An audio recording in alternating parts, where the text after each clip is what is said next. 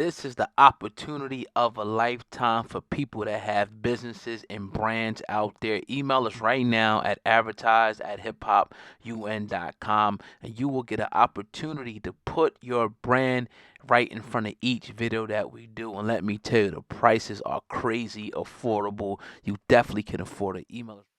Well, one, neither the Democratic Party nor the Republican Party has ever been in the interest of black people.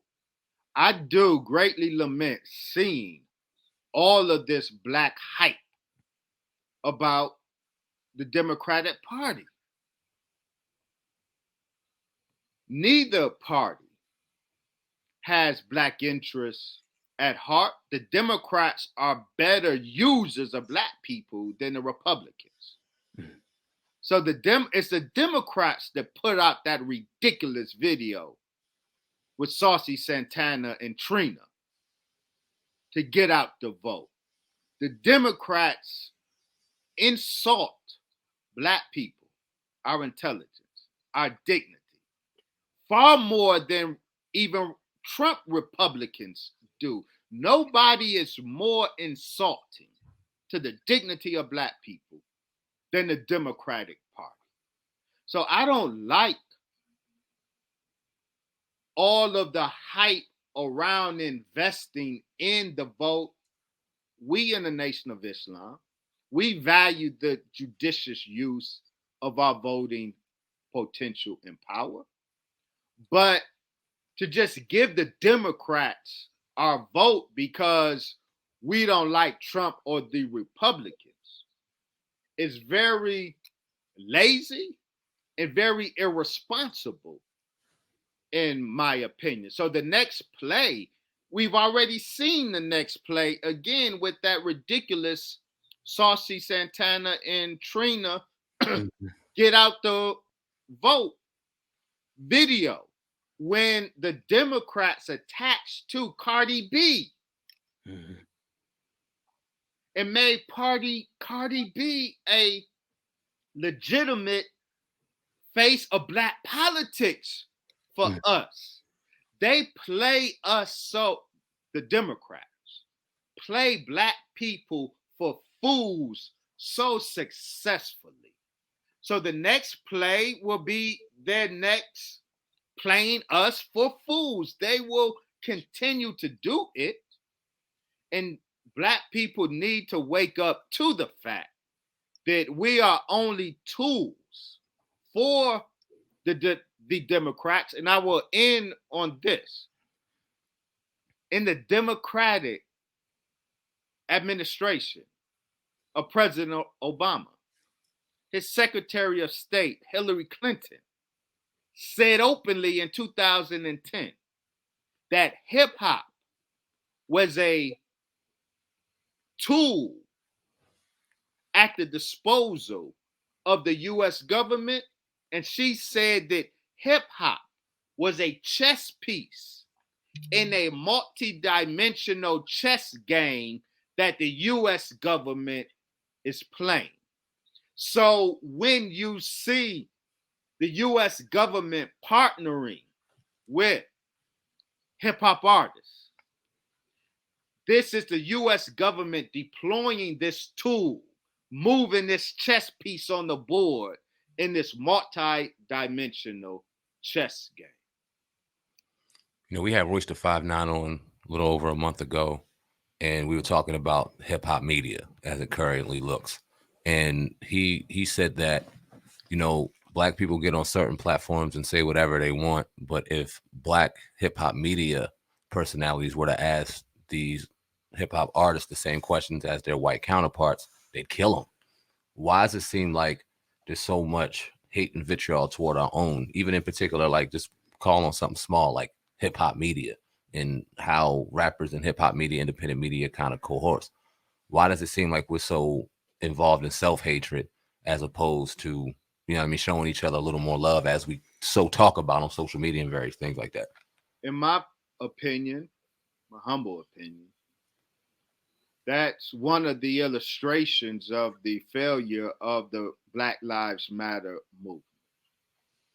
I have always said that Black Lives Matter, when directed towards white people, is profoundly misdirected. A call to value Black life needs to go to Black people. Mm. Black people have suffered from Black self-hatred since slavery. The most important objective of any Black leader is to help to heal Black people of Black self-hatred. And so Black life, Black people need to be made to value Black life.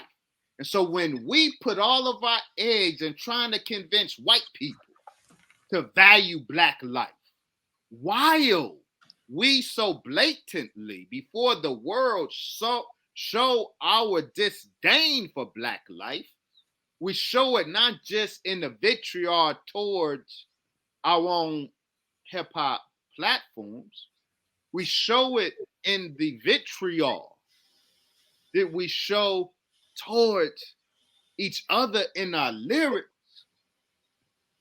Black self-hatred is at the root of all of the carnage that characterizes Black life in America.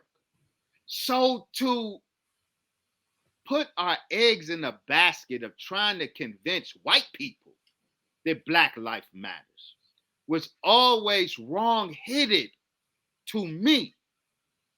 Our number one duty, in those of us who are considered or consider ourselves influencers, whether on the ground or on social media, we have to influence Black people to value Black.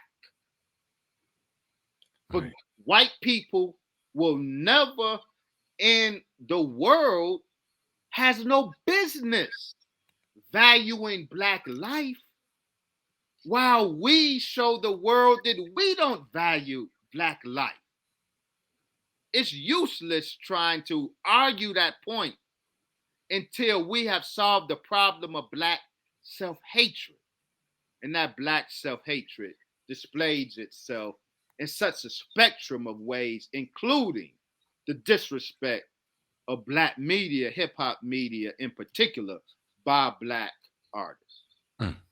And my last question, I was actually going to ask you about the Black Lives Matter. How do you feel about, I think Candace Owens is doing like a full expose on the Black Lives Matter, the organization bringing in tons of money, but buying things like mansions and things like that.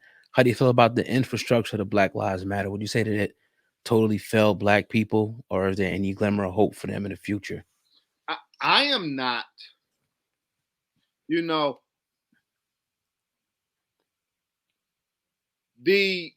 if we were to do an accounting of how Democrats spend their donations, if we were to vet the mansions that Democrats and Republicans live in from money that was donated to them, then we would see that they aren't using these donations any differently than Black Lives Matter. I will not participate in that critique of this Black effort, because whatever they are doing with that money, legally or criminally, they are no different than any of the other political movements out there. So I will not enter into that criticism. My criticism of Black Lives Matter was they, with Jewish money, advocated a Black village that has no place for the Black father. I got problems with the organization for that. My criticism is that the plea to value Black life should never have been directed first to white people. It should have been directed to Black people. But you will not get me to participate in the scrutinizing of their use of money when the people who gave them that money themselves are so criminal. No, I'm not going to engage in that criticism. Interesting. Yeah. Powerful. We definitely appreciate you, Dr. Wesley Muhammad, on the Hip Hop Uncensored podcast. Wherever you're watching, wherever you're listening right now, because I know we are live in a few locations, please hit that like button. Let us know you appreciate the content, because we definitely appreciate y'all. Dr. Wesley Muhammad, it's been an honor to have you on. Can't wait to have you back on, because we enjoy these powerful builds. Love to have you come into the building live one day. We'll definitely schedule that. But before we get out of here, please leave your social media handles, where they can find y'all, and where they can continue to watch your speaking. This is a very powerful Black media hip hop platform, and I definitely encourage all of the viewers to continue to support Hip Hop Uncensored. I'm honored to be invited back. You just let me know, give the word, and I see you in the studio. I can be accessed at www.wesleymuhammad.com. That's my website. I'm available on Instagram, Wesley Muhammad. I'm available on YouTube, Wesley Muhammad, and Facebook, Dr. Wesley Muhammad, as well as Wesley Muhammad. Definitely appreciate you, Dr. Wesley Muhammad, on the Hip Hop Uncensored podcast.